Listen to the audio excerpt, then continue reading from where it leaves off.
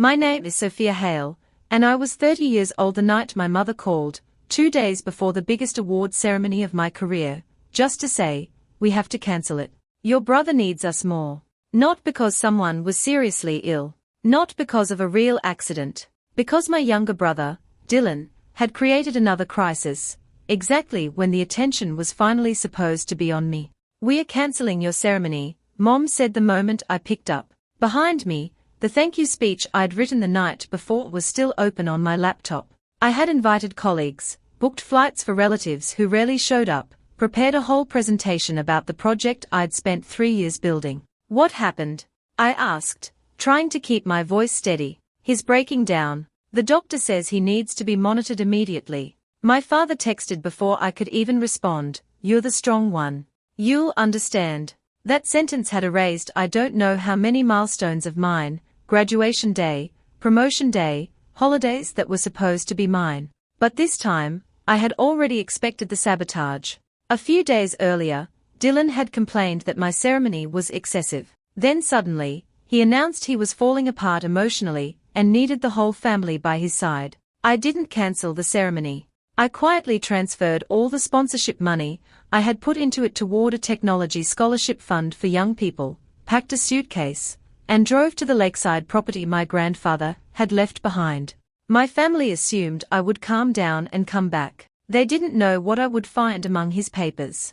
They didn't know why, for 20 years, my mother had been teaching me how to accept coming second. And when they chose Dylan again, they would never return to the life they had built. 10 years later, one final letter would force the whole family to face what that choice had truly cost. The lakeside property was 4 hours from the city, at the end of a private road my mother always described as dangerous and impractical. Growing up, she discouraged me from visiting alone, unless the whole family came along. Your grandfather is stubborn, secretive, and still holding onto old grudges, she used to say. But he was the only one who never called me strong, when what he really meant was easy to control. He died 8 months before my cancelled ceremony. According to Mom, he left behind a deteriorating cabin, a few useless acres, and a pile of unpaid maintenance bills. She kept suggesting we sell the land to a developer and split the proceeds.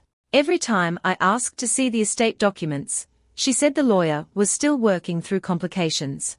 I believed her, because believing her was easier than admitting my own mother might be deliberately hiding something from me. When I arrived that night, the porch light was already on.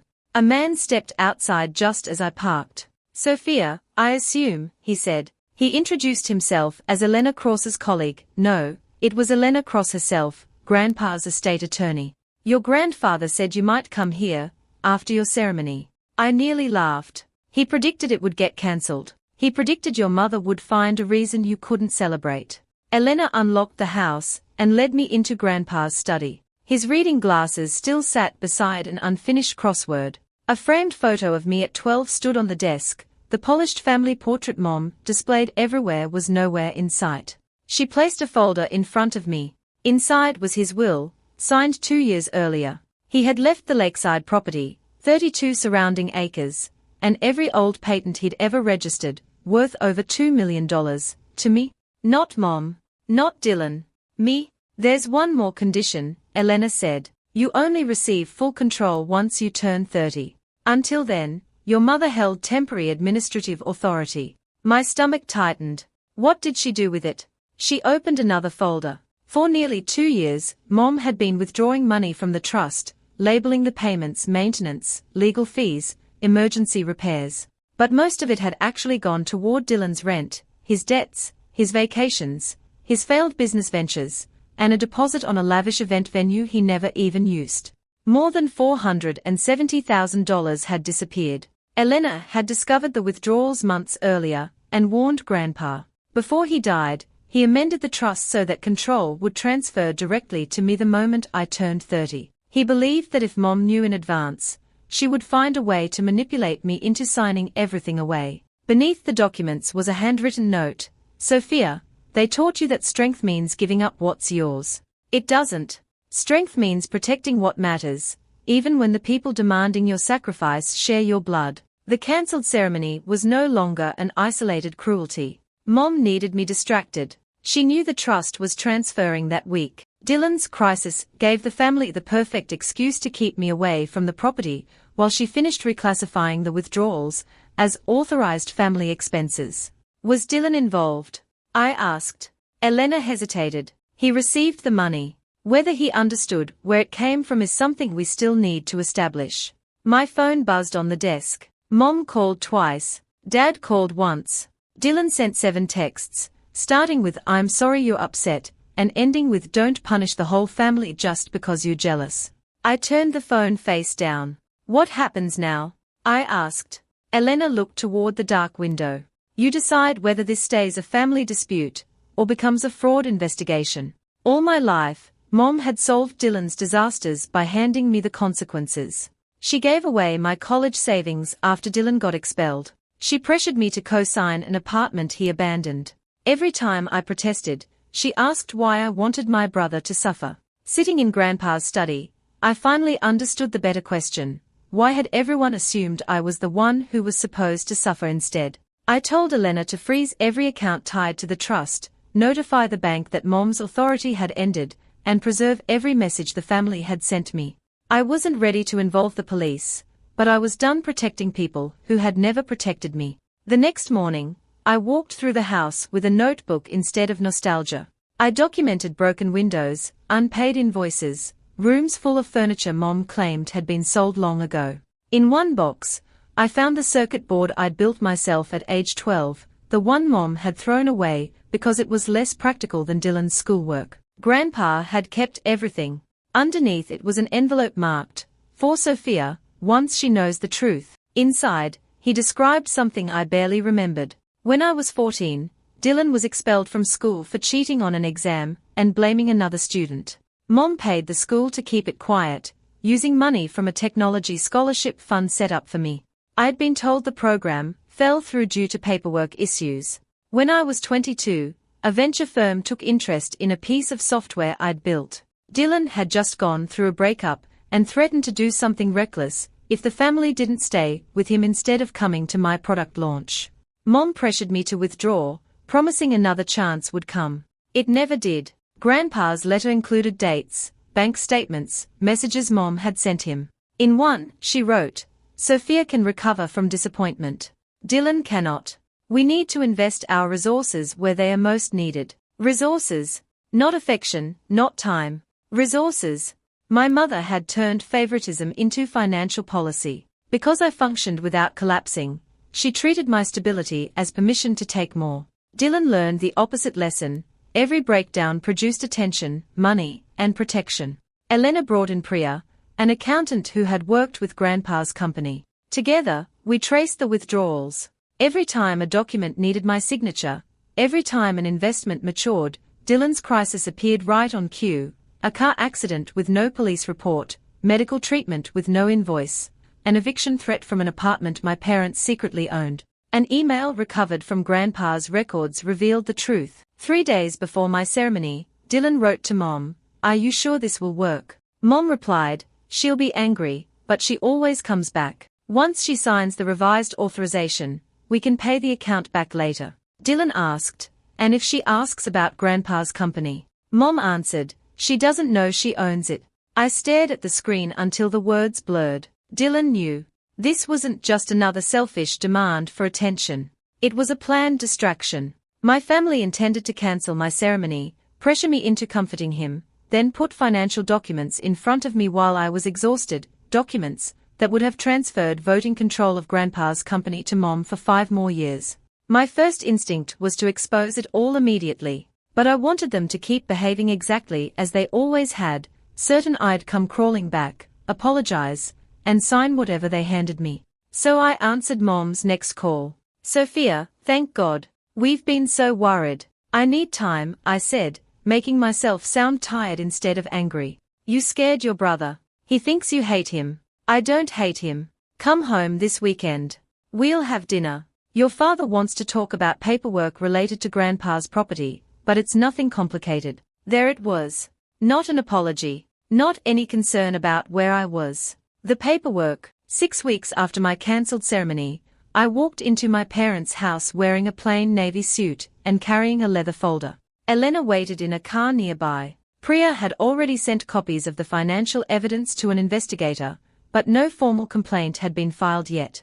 I wanted one final answer before deciding how far to take this. Dad opened the door and hugged me. "There's my strong girl." The phrase almost made me turn around and leave. Inside, Mom had recreated a birthday dinner. A grocery store cake sat under 31 candles, because, she explained, we can celebrate early for next year. Dylan sat at the table without makeup, wearing an oversized sweater chosen carefully to make him look fragile. For a moment, the scene was almost convincing. Mom touched my shoulder. Dad poured wine. Dylan apologized for needing support at the wrong time. Then Mom slid a document next to my plate. "Let's handle this before dessert. It just lets me keep managing Grandpa's property until the estate is settled." I opened it as if I'd never seen it before. Dad avoided my eyes. "Did you read this?" I asked him. "Your mother understands the finances better than I do."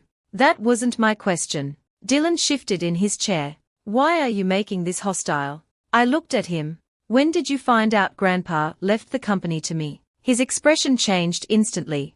Mom answered for him. "No one knows exactly what your grandfather intended. He was confused toward the end. He passed 3 cognitive evaluations the year he amended the trust." The room went silent. I laid out copies of the will, the trust amendment, and the withdrawal records across the table. Mom's color drained.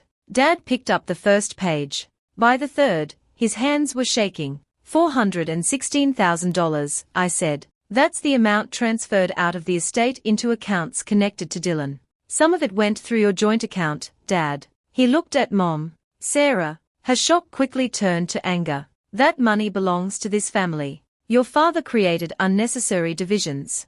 I was protecting everyone. You were preparing to sell protected land to secure your own future." "Whose future?" Dylan slammed the table. "Stop acting like you earned any of this. Grandpa gave you everything because you manipulated him by visiting. You made him feel sorry for you.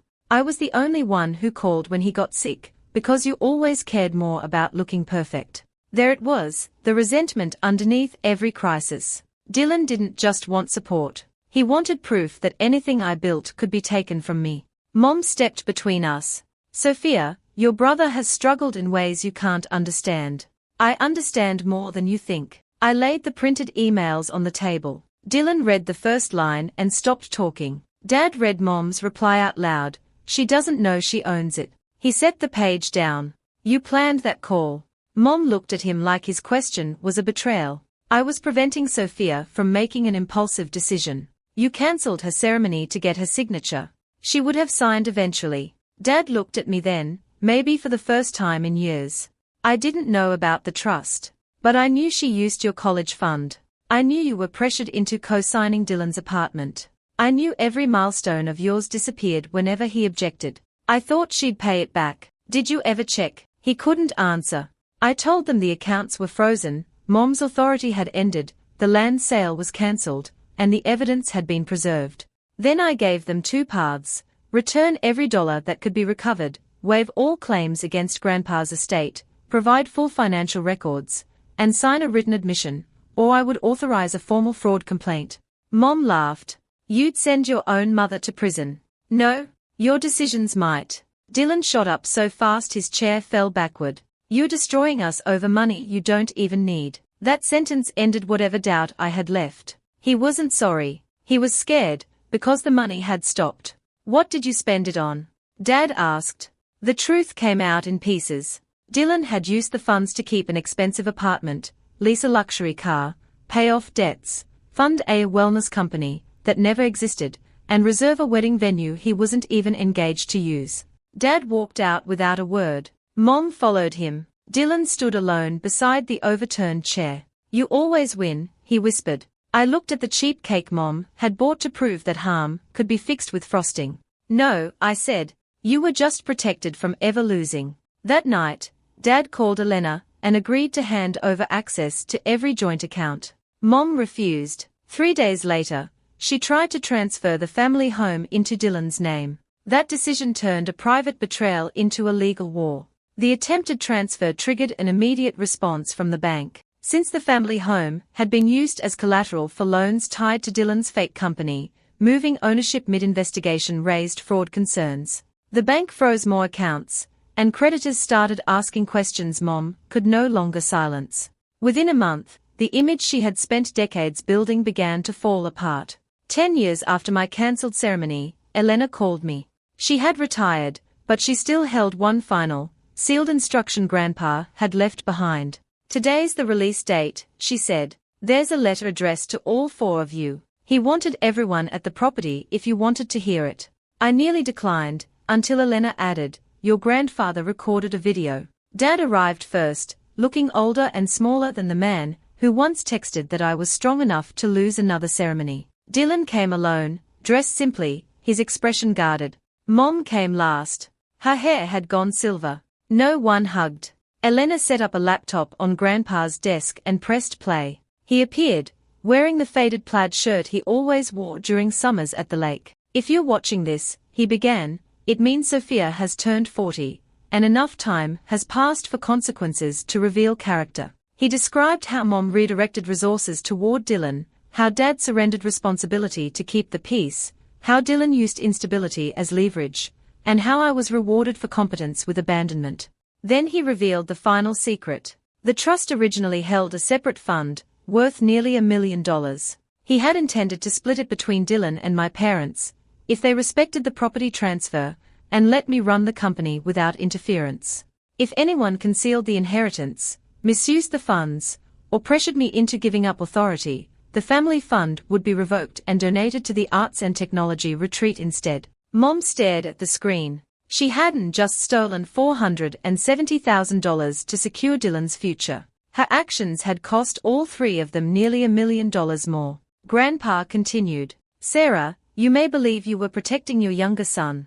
You weren't. You taught him that love erases consequences, then called Sophia cruel when she refused to keep paying for it." Mom's lips parted, but no sound came out. "To my son-in-law, silence is still a decision. You can't hand over authority and later claim innocence because someone else misused it. To Dylan, pain deserves compassion, but pain isn't ownership. Your sister's joy was never proof of your neglect. And to Sophia, their regret doesn't buy back your presence. You owe them honesty, not access. Build the place we imagined, and celebrate every birthday they once made you give up." The screen went dark. Mom finally whispered, "He set me up." Dylan spoke before I could. "No, he gave you a choice." Mom turned to him. "Everything I did was for you. You did it because you needed me dependent on you." The words landed harder coming from Dylan than they would have from me. "After everything I sacrificed," Mom started. "You sacrificed Sophia," Dylan said. "That was the problem." Dad walked out. Mom looked at me, waiting for judgment, or reassurance. I thought about the opportunities she'd erased, the money she'd taken, the ceremony she'd cancelled because she believed my disappointment cost nothing. "No," I said, "you lost what you thought you could take without consequences." She asked if I would ever forgive her. I had stopped organizing my life around that question years ago. That evening, nearly 200 people gathered by the lake for my 40th birthday celebration. This time, no one cancelled it. Resident artists displayed unfinished paintings. Children pinned drawings to temporary walls. Musicians played near the restored garden. Former scholarship recipients came back to share stories about careers they once feared pursuing. At the center of the hall stood a long table decorated with wildflowers. For most of my life, birthdays felt like negotiations. I learned not to ask for too much, invite too many people, or seem too excited. My happiness made Dylan feel excluded, and his discomfort became my responsibility. At 40, I finally understood, joy doesn't need permission from the people who benefit from your disappointment. Dad stayed for the celebration, but kept his distance. Before leaving, he handed me a small box containing the place card from my cancelled 30th birthday ceremony. He had taken it from the venue after learning I'd donated the reservation. "I kept thinking there'd be a way to fix that night," he said. "There wasn't." He nodded. "I know." For once, he didn't ask me to comfort him. Dylan stayed near the back of the hall. When the crowd thinned out, he came over and handed me an envelope containing a cashier's check for another portion of what he owed. "It's not much," he said. "It's more than last year. I got promoted. Congratulations." The word surprised both of us. He looked out at the water.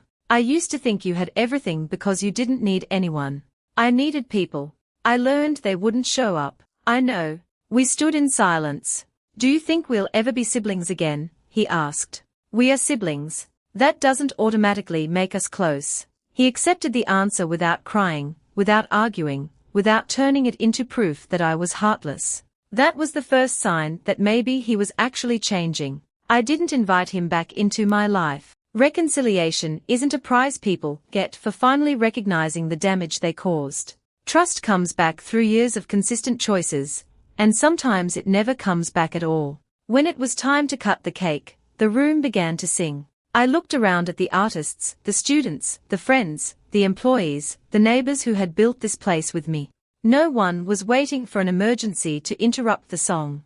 No one was watching the door for a brother who might demand the room. No one expected me to give up my moment to prove I was strong. I closed my eyes and made a wish. Not for revenge. The consequences had already arrived on their own. Mom lost the reputation she valued more than honesty. Dylan lost the safety net that kept him dependent. Dad lost the fragile peace he'd bought with silence. All three lost the future Grandpa had prepared for them, because they tried to take mine instead. My wish was that everyone who's ever been called the strong one in their family would learn what Grandpa taught me. Strength is not your family's permission to neglect you. Love doesn't require you to finance someone else's irresponsibility, cover up their betrayal, or accept an empty chair at your own celebration. Sometimes leaving isn't abandonment. Sometimes it's the first honest answer you've ever given.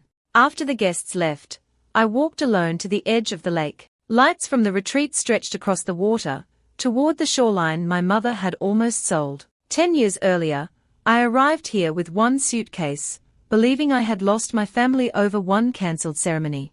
In reality, that cancellation had exposed a family structure that depended entirely on my obedience.